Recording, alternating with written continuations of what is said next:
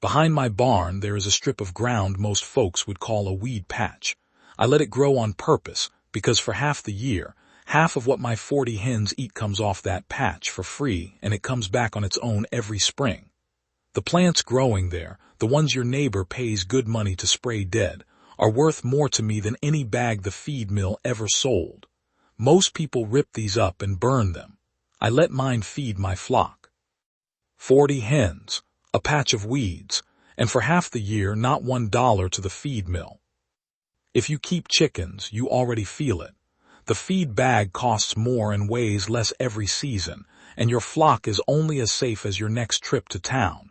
You do not own those birds, you rent them by the week from the mill. And the strange part, the very thing that would set them free is growing in your yard right now, and most days you are pulling it up and throwing it away. My name is Levi. My wife Sarah and I work a small Amish farm, the same ground my grandfather worked before me. Before I show you a single plant, do me one kindness, hit subscribe, because these old ways need somewhere to live after I am gone. Now here is the whole idea. A chicken was never built to live out of a paper sack. In the wild, her whole life is greens, seeds, and bugs, the very plants most people call weeds and fight all summer. Your hen does not know a weed from a crop. She only knows food. So here are 10 plants and weeds, most of them already in your yard for nothing, that replace a real share of your feed and come back on their own every year. Watch for the weed named after chickens, the 2 backyard weeds that other countries farm as a grain, and at the end, the one green in your yard that can kill your whole flock in an afternoon. Let us start low and work up. Number 1, white clover. It is likely in your lawn right now. It stays green most of the year. The hens graze it down like little cattle, and it runs better than 15% protein on the leaf. It even pulls nitrogen out of the air and feeds your soil while it feeds your birds. Stop mowing one corner and let it flower. That corner alone will graze your flock on the ordinary days. Number 2, the dandelion. The plant every man in America is at war with, and the one my hens run to first. The whole thing is food, root to flower, and it comes up early, before anything else is green, bridging that hungry gap at the tail of winter. When it goes to seed, the hens strip the heads clean.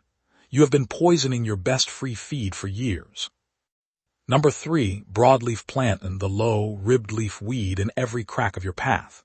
Each plant throws up a slender stalk covered in tiny seeds, and that is a grain your hens will pick clean head by head. The leaf is medicine too. It settles a bird's gut. A weed most folks never even see, standing there loaded with free grain. Number 4, purslane, the fat, red-stemmed weed gardeners yank out by the armful. Here is what they miss.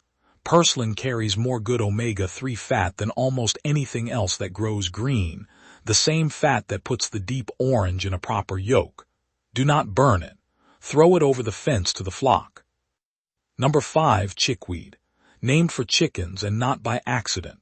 A soft, cool weather green that comes up thick in spring and fall exactly when the rest of the pasture has quit.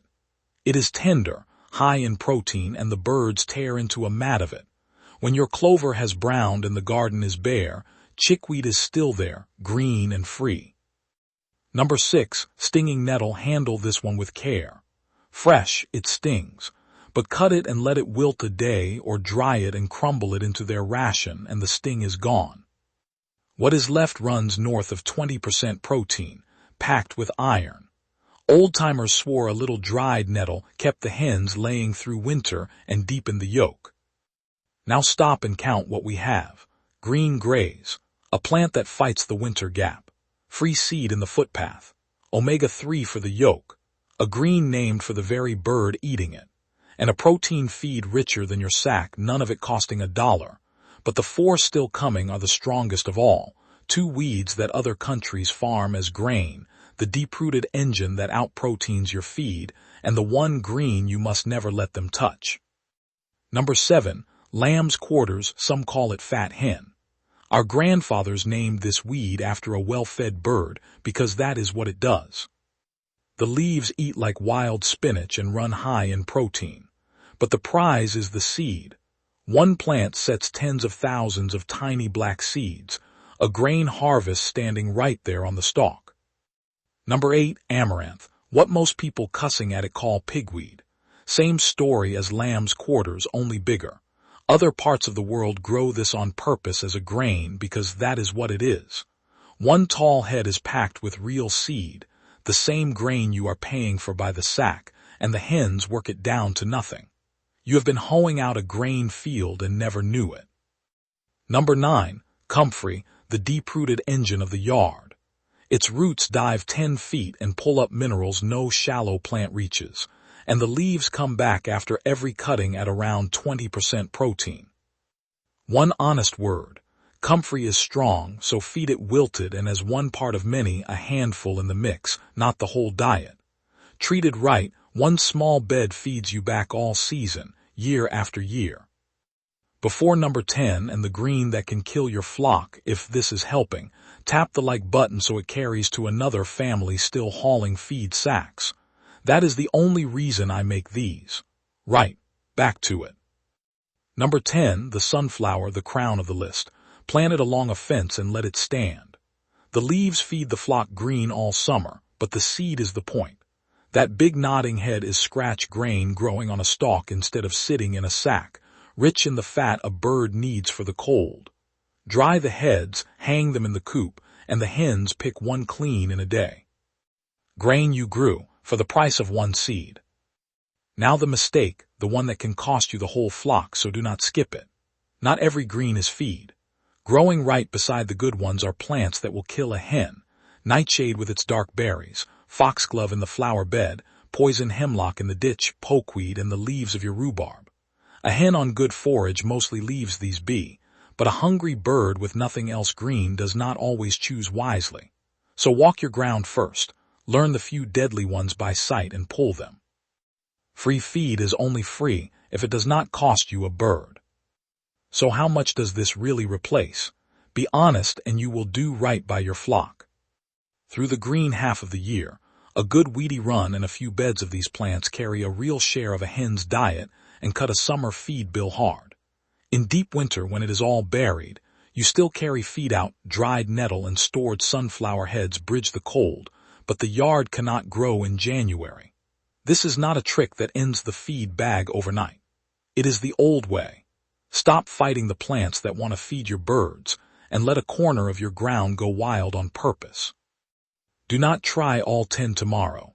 Do one thing this week, stop mowing one corner of clover, stop spraying your dandelions, and watch which ones your flock runs to first. Then add a plant a season. Before you go, drop a comment with what a bag of feed costs you right now, and where you live the numbers folks are paying will open your eyes. Then hit subscribe, so the old ways have somewhere to live after men like me are gone, and share this with someone still hauling feed sacks. The next thing I want to show you is the bug bin, a single barrel that grows a pound of live protein a day from kitchen scraps, and it pairs with everything you just learned like a hand fits a glove. I will see you there. Old ways, real harvests, and remember, the people who fed this country with their own 2 hands knew things about the soil we are only just beginning to remember.